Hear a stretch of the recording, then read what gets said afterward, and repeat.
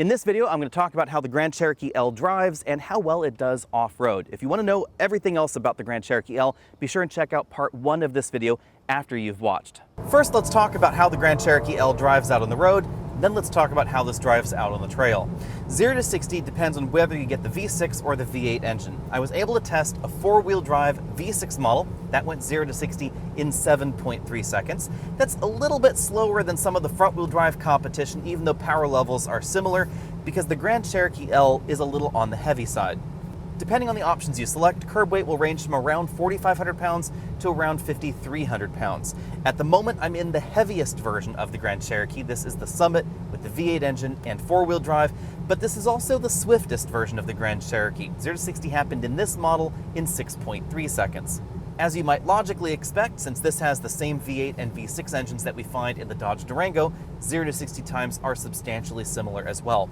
But depending on exactly how you have them configured, this could be a little bit lighter than the Durango. 60 to 0 stopping distance will also depend on the model that you get. I was first able to spend time in a vehicle with more off-road focused tires. That's the Overland edition of the Grand Cherokee L.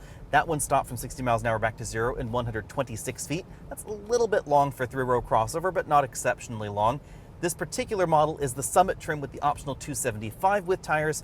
This model dropped that stopping distance down to 115 feet. Not only are the tires different, but they're also wider. Obviously, I haven't been able to test this on the usual winding mountain roads that I drive everything else here at Alex & Autos, but I have to say that the Grand Cherokee L has a good refined feel to it. The Grand Cherokee previous generation and the Dodge Durango were already good, but you can certainly tell that this is more refined than those versions. This has an adaptive height air suspension, just like the last Grand Cherokee, but it also has an adaptive damper function in this vehicle that we didn't find in the previous generation model. So not only can this adjust the height of the suspension, it can also adjust essentially the firmness of the suspension at the same time. And you'll certainly notice that this has a more polished ride as a result if I'm in the auto mode, and if I put this into sport mode, the suspension does firm up a little bit. But this is always going to be relatively soft for a 3-row vehicle. So this compared to a Highlander or a Pilot or an Acadia, etc., this is going to feel more comfortable, a little bit more highway cruisery, and I think that goes with the overall personality of the Grand Cherokee L. Even though this vehicle is on the large side and on the heavy side of the competition, handling is really quite good because this has a near perfect 50-50 weight balance. In fact, it is 50-50 if you choose the V6 options. If you get the V8, then it's 52% of the weight up front, 48% of the weight in the rear. This is significantly better balanced than something like a Highlander or a Pilot. Those typically carry 60% or more of the weight on the front axle. So if you really start pushing this hard out on your favorite winding mountain road, this has a much more sorted feel to it. It also has a more elegantly designed front suspension. This has a multi-link front suspension with double wishbones versus a McPherson strut design, which we typically find in 3-row vehicles. The design of the front suspension, especially in the Grand Cherokee L, is a lot more similar to the average BMW or Mercedes crossover than something like a Telluride or a Palisade or a Highlander. As a result, not only does this have a better polished feel out on the pretty rough roads that I've been driving on here in Michigan, but it also provides a better contact patch when you're really driving the vehicle harder. This has a lot of weight to hustle around, but it does a really good job of keeping that in check and still feeling relatively sporty. Now, obviously, the V6 engine is not going to be as swift as this V8 engine. There are times the V6 engine can feel a little bit out of breath, especially if you're passing someone out on the highway. The V8 is definitely going to be the performance choice, but it's also going to be an awful lot more expensive. You'll obviously have to wait until I can get my hands on this back at home before I can give this the official ride and handling score, etc. But I think it's safe to say that this delivers the most polished and most comfortable ride in the 3-row segment if you're comparing this to the average 3-row crossover out there in the lower end trims. If you're comparing this to some of the upper end trims, then this still compares incredibly well to a lot of luxury vehicles like the BMW X5, which is certainly in the price range of this, but this is a bigger vehicle. Size-wise, this is closer to the X7, especially back there in the 3rd row, but price-wise, the V8 version of this is going to be pretty close to the X5, and it comes with a standard air suspension as well. I suspect that cabin noise is also going to be pretty close to that X5 when I can get this back at home to test. Even in the Overland trim, which has the more off-road focused tires, I measured just 70 decibels in this cabin. This is probably one of the quietest entries in this group. Now, I've only been able to drive the Overland and the Summit versions. These do seem to have a little bit of extra sound deadening, but the difference is not too huge between this and the absolute base Laredo trim. That's not too much of a surprise, of course, because the Grand Cherokee L is a bit more expensive than the base versions of the competition, so you would expect this to be a little bit quieter and a little bit more refined, and indeed it is. Fuel economy may be a little bit difficult to talk about because I spent most of my day driving the model with the more off-road oriented tires and four-wheel drive. Also, most of my day was spent with the V6. That model averaged 22 miles per gallon over a day of mainly highway driving, so I suspect it's going to be pretty close to the EPA scores. If you do a lot of in-city driving, then keep in mind your fuel economy is going to drop down, especially if you get the V8, because the V8 does not have idle start-stop, the V6 does. If you get this V8 engine, then I suspect fuel economy is going to be substantially similar to what we see in real-world driving in the Dodge Durango. It's basically the modernized version of that 5.7-liter V8.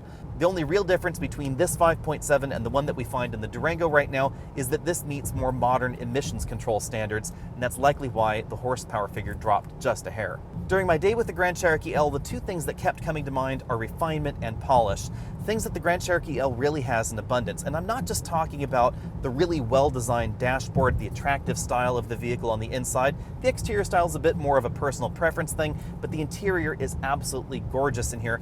I'm talking about the way the suspension is designed, whether this was out on the trail or on a gravel road or on a poorly paved road or a smoothly paved road, the suspension tuning is excellent. Before I talk about the off-road ability, I should mention that only the top-end trims seem to get auto brake hold. That's a feature that I wish was in more models. It's also worth noting that this seat massage functionality, like most seat massages in the luxury segment, times out after a while. So this is not like Ford's anti-fatigue seat, where it will just stay in operation for hours and hours at an end. This one seems to operate for about 15 or 20 minutes or so, and then it will just turn itself off. Now, this is much more of an aggressive seat massage in the seat back cushion than we find in modern Fords, but keep in mind it's not going to stay on all the time. I was able to spend a very limited amount of time towing a trailer with the Grand Cherokee L, and honestly, this feels a great deal like the 5.7-liter V8 in the Durango with a trailer attached to the back. I actually happen to own a Dodge Durango. I just replaced my 5.7 with a 6.4-liter Durango, and the big reason that I did not wait for the Grand Cherokee L is the towing ability. This tops out at 7,200 pounds. The Durango tops out at 8,700 pounds. A vehicle's tow rating is more than simply a function of the engine and transmission. It has to do with the entire vehicle's design. So while this does just fine with 7,000 pounds on the back, the rear suspension, the mounting points, etc. probably were not designed for the maximum payload and maximum towing ability that we do find available in the Durango. You'll find that only in the top-end versions of the Durango with a tweaked rear suspension design and tweaked rear suspension mounts.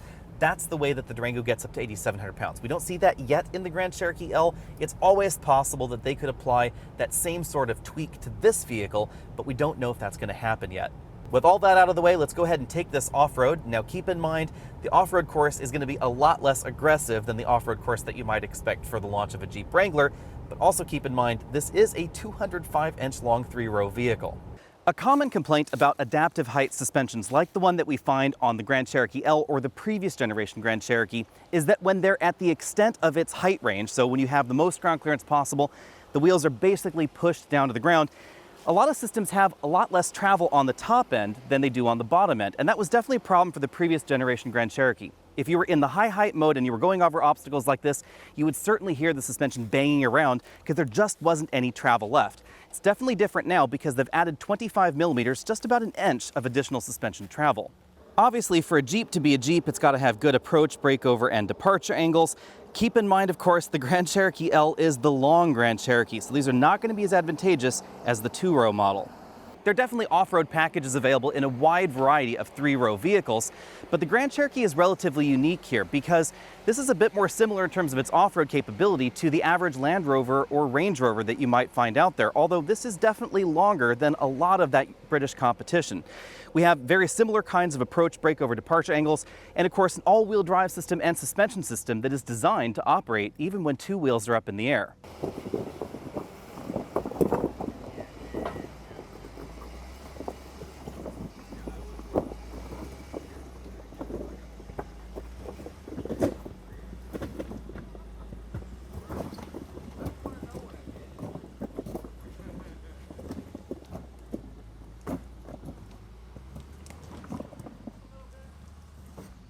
Let's go ahead and follow this red model up the hill.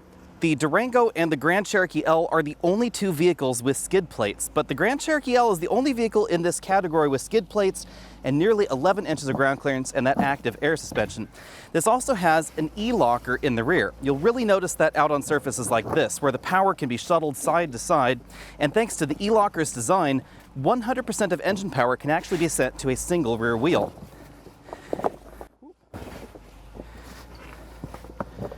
Across the front axle, we don't have an E-locker or a limited slip differential. Instead, Jeep just goes on a brake-based system to try and send power left and right across the front.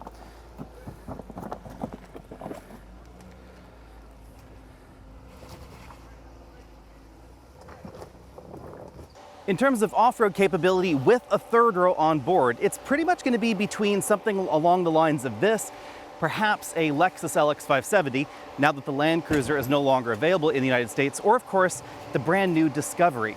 The parallels between this and some of the Land Rovers that are out there are obvious, really. We have air suspension, we have locking differential, we have a real 2-speed transfer case, very different than what we see in something like the Ford Explorer.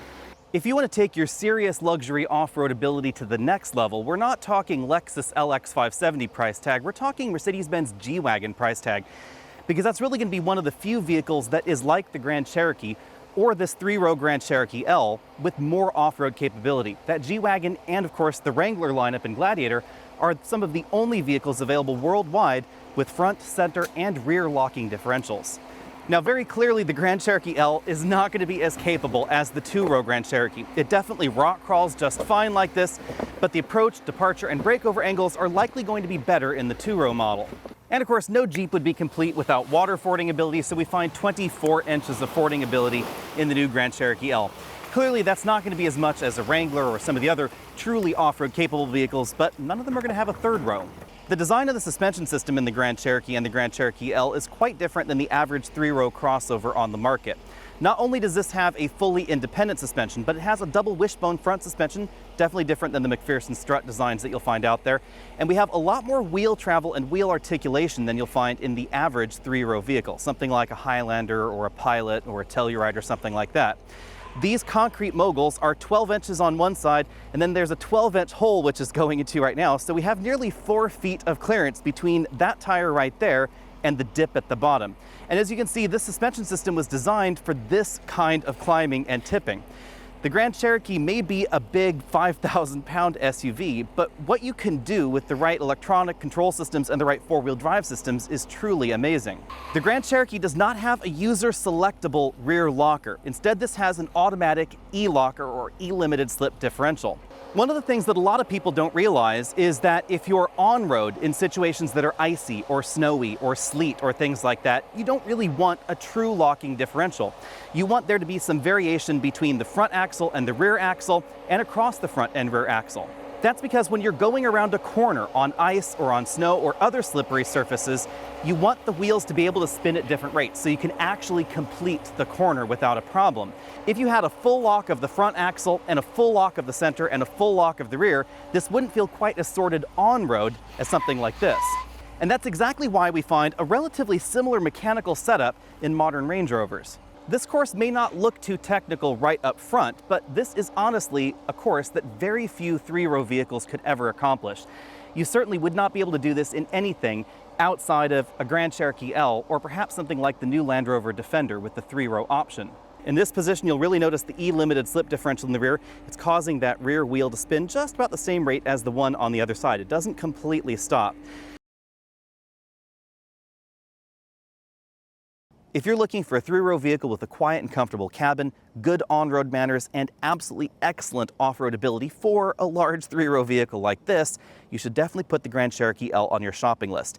This is the only vehicle in this segment outside the Dodge Durango that offers you a 2-speed transfer case, skid plates, etc. And this is the only one with a full adaptive air suspension that will get you nearly 11 inches of ground clearance and 2 feet of water fording ability. It also gives us a really good idea of what the next generation Grand Cherokee will look like. Initially, I had expected the Grand Cherokee L, with especially the interior on this model, to be even more expensive than it is. So in my mind, I think this is a reasonable deal. But keep in mind, there is going to be the Wagoneer and the Grand Wagoneer that will really lead the Jeep segment into something more premium and more luxury than we've ever seen out of Jeep before. And this really is the entry to that. We have an incredibly stylish interior, a lot of features and functions that you don't find in the average mainstream vehicle, and of course a price tag you don't find in the average mainstream vehicle either. Be sure and hit that subscribe button at the bottom of your screen so you can be updated on all of my latest videos, including a complete review of the Grand Cherokee L, just as soon as I can get this home and run it through my official testing for 0 to 60, 6 to 0 handling and all that jazz.